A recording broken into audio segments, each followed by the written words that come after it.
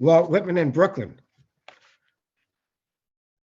We slept till 10, but then we got up and we went outside and we found old Walt alone in the carriage shed behind a fancy place on Ryerson Street that he had bought for his mother with $1,840 cash.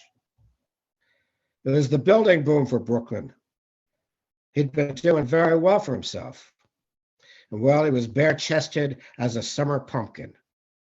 And to be honest with you, he was getting it on with a wheelbarrow.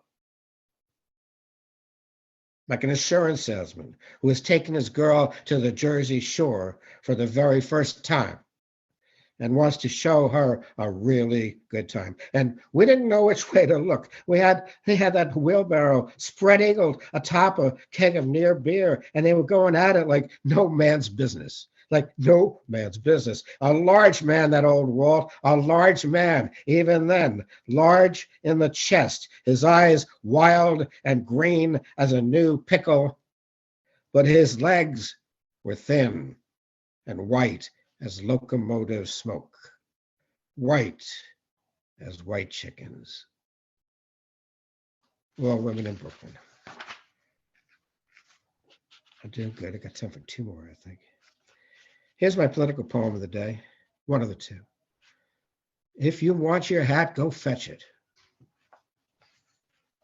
If the devil himself reached out from hell today and snatched your pretty red hat and threw it onto the roof of a church or in the bushes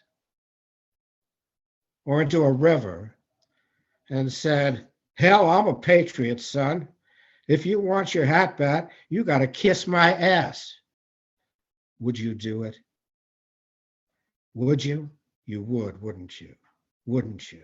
Don't lie now. It don't matter. This is just between you and me and the president of these here United States. I mean, if the devil himself stood up on his horny little tiptoes and looked at you nice and sweet and said, if you want your pretty red hat back, you got to suck my dick. Listen, there's plenty of folks has already done it. For example, the mayor, the governor, the police chief, the deputy sheriff, the barber, the school bus driver, the stray dog howling because Atticus Finch had to keep shooting him in the ass. Not to mention the wife of the famous TV reverend who offered to march naked into town on Sunday, twirling a pair of patriotic holy Roman candles, both ends of her ass lit on fire. Look, it was good enough for them. What makes you so special? You want that hat back? Or do you hate America? I'm only asking. Take your time. Thanks. And this is for, because these old issues remain with us. This is for the refugee children. I just lost you. Make sure you're still here. I'm still here. I'll conclude with this poem. Thanks for your time. Why are the refugee children smiling? These issues have not gone away. There's things to be done. The children you cage behind bars and walls and razor wire, they are not afraid of you. In fact, they're smiling. In every refugee camp, in every detention center, you try to hold them in. Even as you count them captive, even as you punish them for your own sins, even as you parade them before your cameras and lash them with the tongues of your ministers of hate. They see through your weakness. They see through your fear.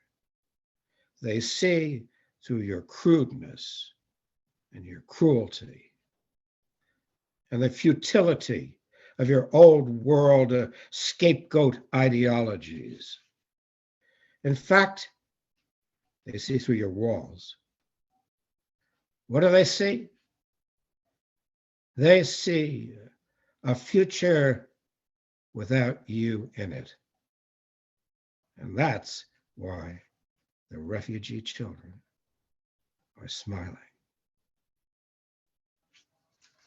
Thank you.